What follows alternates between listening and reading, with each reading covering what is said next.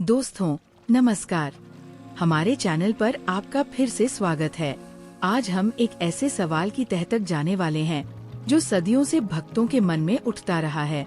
एक ऐसा सवाल जो प्रेम की सबसे महान कहानी के दिल में बसा है। हम सब जानते हैं, जब भी दुनिया में प्रेम का जिक्र होता है तो दो नाम हमारी जुबान पर सबसे पहले आते हैं, राधा और कृष्ण। उनका प्रेम दिव्य है, शाश्वत है। उनका नाम एक दूसरे के बिना अधूरा सा लगता है। हम कृष्ण राधा नहीं, राधे कृष्ण कहते हैं।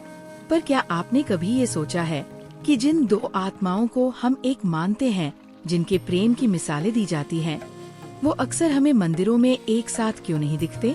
क्यों कृष्ण की 16,108 पत्नियों का जिक्र तो मिलता है, पर उनमें राधा का नाम एक रानी के तौर पर नहीं आता? और सबसे बड़ा सवाल, क्यों कई मंदिरों में राधा और कृष्ण को अलग अलग पूजा जाता है, जबकि उनका होना ही एक दूसरे से पूरा होता है? इन सवालों का जवाब किसी आम तर्क में नहीं, बल्कि एक दिव्य लीला, एक गहरे आध्यात्मिक रहस्य और एक दिल तोड़ देने वाले श्राप में छिपा है। एक ऐसा श्राप जिसके कारण प्रेम के इन दो स्वरूपों को एक दूसरे से 100 साल का लंबा और दर्दनाक वियोग सहना पड़ा। हम सब जानते हैं कि राधा और कृष्ण का प्रेम अटूट है, लेकिन क्या होगा अगर मैं आपको बताऊं कि एक श्राप था, एक ऐसा श्राप जो किसी और ने नहीं, बल्कि कृष्ण के ही एक बहुत प्यारे भक्त ने राधा रानी को दिया था। और कुछ कथाओं के अनुसार खुद राधा ने भी एक श्राप दिया था, जिसने इस पूरी कहानी को एक नया मोड़ दे दिया। इस वीडियो में हम ब्रह्मा वैवर्त पुराण के पन्नों को पलटेंगे और उस हैरान कर देने वाली अनसुनी कहानी को जानेंगे।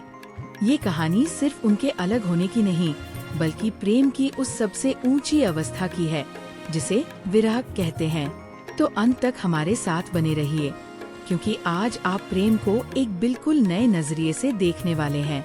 इस श्राप और जुदाई की कहानी को समझने से पहले हमें उस अलौकिक प्रेम की गहराइयों को समझना होगा जो राधा और कृष्ण के बीच था। यह कोई आम इंसानी प्यार नहीं था, ये तो सृष्टि का आधार था। ब्रह्मा वैवर्त पुराण हमें गोलोक ले जाता है, एक ऐसा धाम जो वैकुंठ से भी ऊपर है, जहाँ सिर्फ और सिर्फ शाश्वत आनंद है। इसी गोलोक में रहते हैं परम ब्रह्मा श्री कृष्ण अपनी आह्लादिनी शक्ति के साथ। और ये आह्लादिनी शक्ति कौन है? ये स्वयं श्री राधा रानी है। असल में वो कृष्ण से अलग है ही नहीं, वो कृष्ण की आत्मा है, उनकी खुशी का ही एक रूप है। जैसे सूरज और उसकी रोशनी को अलग नहीं किया जा सकता, जैसे आग और उसकी गर्मी को अलग नहीं किया जा सकता, वैसे ही कृष्ण और राधा को एक दूसरे से अलग नहीं किया जा सकता।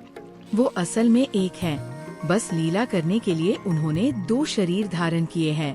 राधा शब्द का मतलब ही है आराधना। जो कृष्ण की आराधना करें वो राधा, और जिनकी कृष्ण आराधना करें वो भी राधा। गोलोक में उनका जीवन एक कभी न खत्म होने वाली रासलीला थी। राधा की पायल की छमछम से गोलोक में संगीत बनता था, और कृष्ण की बांसुरी की धुन सिर्फ राधा का नाम पुकारती थी। राधा सिर्फ कृष्ण की प्रेमिका नहीं थी, वो उनकी शक्ति थी, उनकी प्रेरणा थी। कृष्ण अगर परमात्मा है तो राधा उस परमात्मा की आत्मा है। इस प्रेम को समझना इसलिए जरूरी है क्योंकि जब इतने गहरे, इतने अटूट प्रेम में जरा सा भी वियोग आता है तो उसकी पीड़ा अनंत होती है। यही पीड़ा उस दिव्य लीला का आधार बनने वाली थी जो धरती पर होनी थी। और इस दर्द भरी कहानी की शुरुआत हुई एक ऐसी घटना से जिसकी किसी ने उम्मीद भी नहीं की थी। गोलोक में सब कुछ आनंद और प्रेम से भरा हुआ था, लेकिन दिव्य लीलाएं अक्सर मानवीय भावनाओं के जरिए ही सामने आती हैं, ताकि हम इंसान उनके गहरे मतलब को समझ सकें। और ऐसी ही एक भावना जो प्रेम का ही एक हिस्सा है, इस महान वियोग की वजह बनी, और वो भावना थी मान, यानी प्यार भरी नाराजगी। ब्रह्मा वैवर्त पुराण के अनुसार एक बार गोलोक में श्री कृष्ण अपनी एक और प्रिय सखी विरजा के साथ घूम रहे थे। ये बात किसी तरह राधा रानी तक पहुंच गई। जब उन्होंने सुना कि उनके कृष्ण उनके बिना किसी और के साथ समय बिता रहे हैं, तो उनके दिल में एक मानवीय भावना जागी।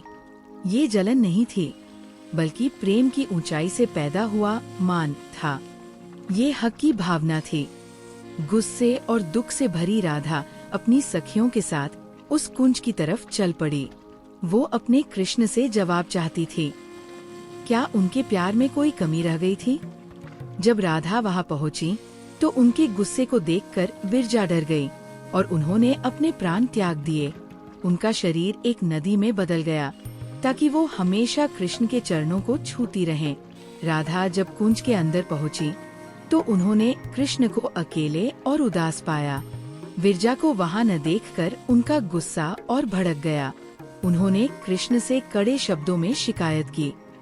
कृष्ण चुपचाप सब सुनते रहे, क्योंकि वो जानते थे कि ये राधा का अहंकार नहीं बल्कि उनका बेइंतहा प्यार बोल रहा है।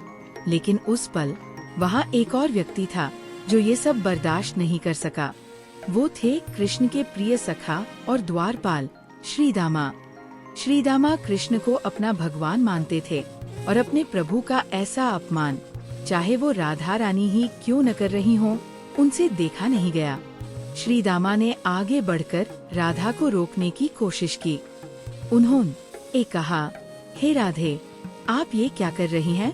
आप मेरे प्रभु को इस तरह अपमानित नहीं कर सकती। ये दखलंदाजी आग में घी डालने जैसी थी। राधा, जो पहले से ही दुखी थी, उन्होंने अपना सारा गुस्सा श्रीदामा पर उतार दिया। उन्होंने कहा, तुम कौन होते हो हमारे बीच बोलने वाले? तुम एक सेवक हो, सेवक की तरह रहो। ये बहस अब सिर्फ राधा और कृष्ण के बीच नहीं थी, बल्कि प्रेम और भक्ति के दो अलग अलग नजरियों के बीच थी। एक तरफ राधा का बराबरी वाला प्यार था, तो दूसरी तरफ श्रीदामा की दास वाली भक्ति। बहस बढ़ती गई, बातें तीखी होती गई और किसी को अंदाजा नहीं था कि इस टकराव का नतीजा कितना भयानक होने वाला है। और फिर वो पल आ ही गया जिसने सब कुछ बदल दिया। गोलोक, जो अब तक सिर्फ प्रेम का गवाह था, अब श्राप से गूंजने वाला था। श्रीदामा अपने प्रभु के अपमान से इतने आहत हुए कि भक्ति के जोश में बोल पड़े, राधे, आप में दिव्य धैर्य नहीं है। आपका व्यवहार एक साधारण ईर्ष्या करने वाली इंसान की तरह है। आप इस दिव्य लोक के लायक नहीं हैं। ये सुनकर राधा का गुस्सा 7वें आसमान पर पहुंच गया। उन्होंने श्रीदामा को श्राप दे दिया, मूर्ख, तूने मेरे प्रेम का अपमान किया है। जा, मैं तुझे श्राप देती हूँ कि तू गोलोक से गिर जाएगा और एक असुर के रूप में धरती पर जन्म लेगा। ये एक भयानक श्राप था। श्रीदामा, जो कृष्ण के परम भक्त थे, अब एक असुर बनने के लिए शापित थे। लेकिन श्रीदामा भी चुप नहीं रहे। श्राप के दर्द और गुस्से में उन्होंने भी पलटकर राधा को श्राप दे दिया। उन्होंने कांपती हुई आवाज में कहा, हे राधा, आपने अपनी मानवीय भावनाओं के कारण मुझे श्राप दिया है, तो अब आप भी मेरा श्राप सुने। आप भी एक इंसान के रूप में पृथ्वी पर जन्म लेंगी।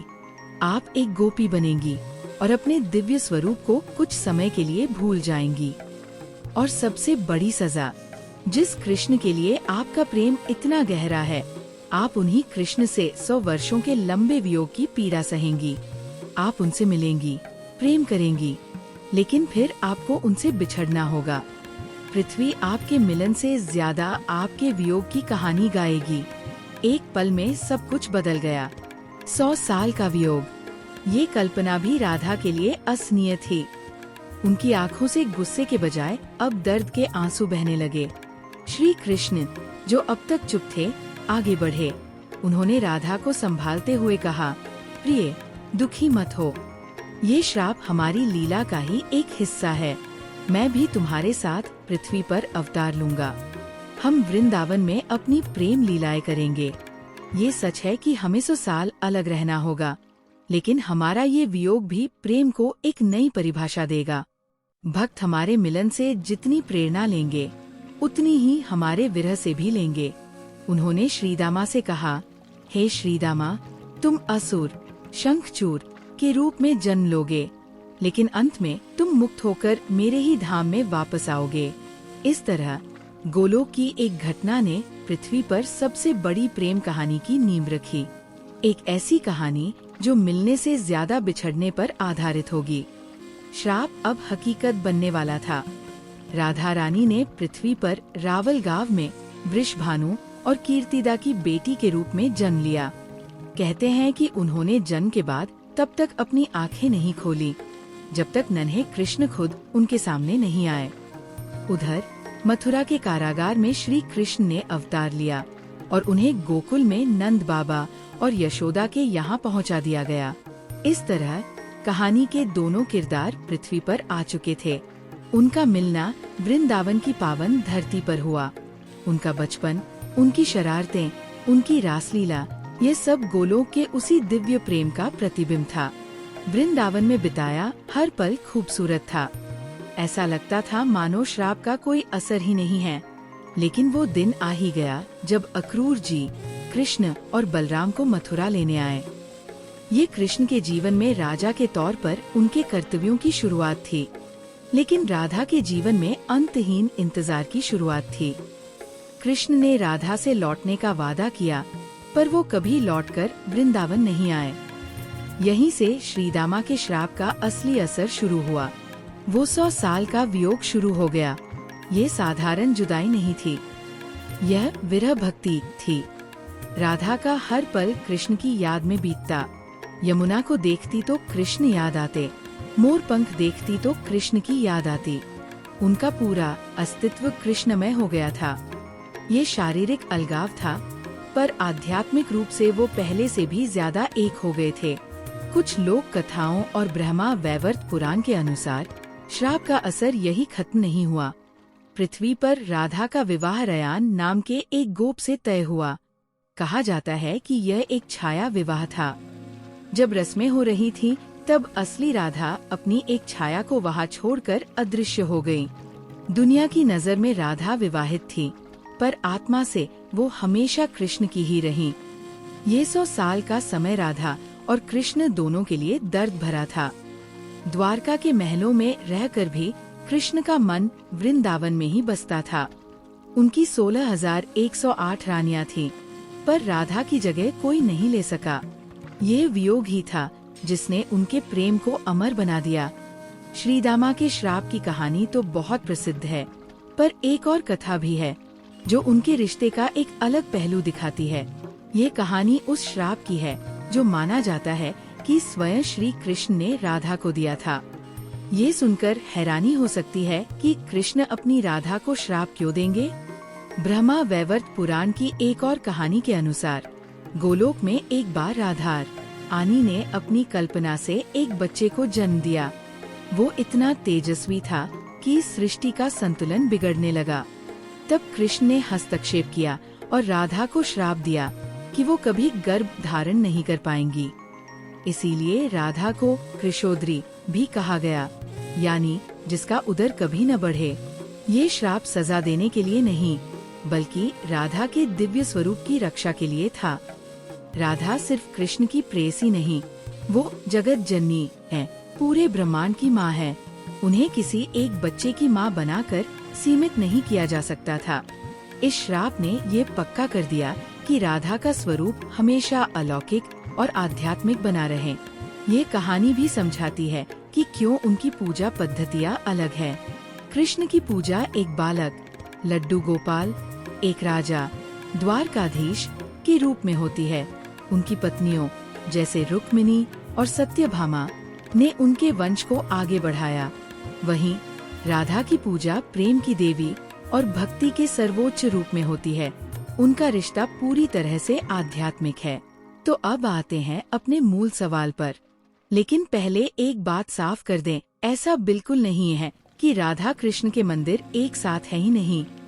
वृंदावन के प्रेम मंदिर से लेकर दुनिया भर में ईस्कॉन के मंदिरों तक आपको राधा कृष्ण की खूबसूरत युगल मूर्तियाँ हर जगह मिलेंगी, जहाँ उनकी एक साथ पूजा होती है।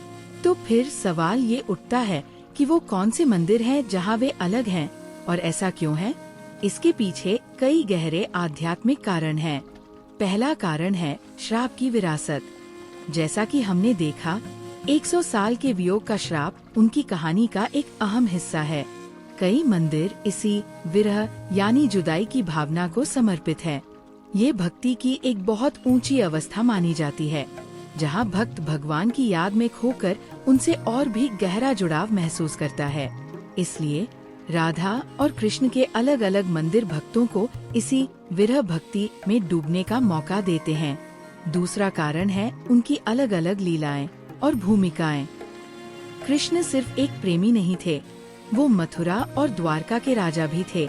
उन मंदिरों में उनके राजसी स्वरूप की पूजा होती है और उन भूमिकाओं में राधा भौतिक रूप से उनके साथ नहीं थी। इसी तरह बरसाना में राधा रानी का मंदिर उनकी जन्मस्थली को समर्पित है, जहाँ वे वृषभानु की बेटी के रूप में पूजी जाती है।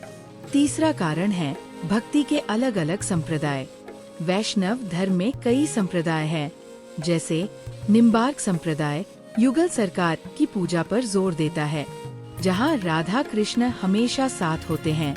वहीं चैतन्य महाप्रभु द्वारा प्रेरित गौड़ीय वैष्णववाद विरह भाव को भक्ति का शिखर मानता है, इसलिए उनकी परंपरा में उनके अलग अलग स्वरूपों का ध्यान करना भी महत्वपूर्ण है। चौथा दार्शनिक कारण है वो असल में एक है। शास्त्रों के अनुसार राधा और कृष्ण असल में एक ही हैं, दो नहीं। वो एक ही ऊर्जा के दो पहलू है। इस नजरिए से देखें तो उन्हें अलग अलग मूर्तियों की जरूरत ही नहीं है। वृंदावन के प्रसिद्ध बाके बिहारी मंदिर में माना जाता है कि राधा कृष्ण की मूर्ति में ही समाई हुई है। इसलिए जब आप कृष्ण की पूजा करते हैं तो राधा की पूजा अपने आप हो जाती है। तो दोस्तों, अंत में हम यही कह सकते हैं कि मंदिरों में राधा और कृष्ण का अलग अलग मिलना उनके प्यार की नाकामी नहीं, बल्कि उसकी गहराई का प्रतीक है। यह उस श्राप का नतीजा है जिसने उनके प्रेम को वियोग की कसौटी पर कसकर और भी ज्यादा पवित्र बना दिया। यह हमें सिखाता है कि सच्चा प्यार सिर्फ साथ रहने का मोहताज नहीं होता। ये आत्मा का आत्मा से वो रिश्ता है जो समय और दूरी से कहीं ऊपर है।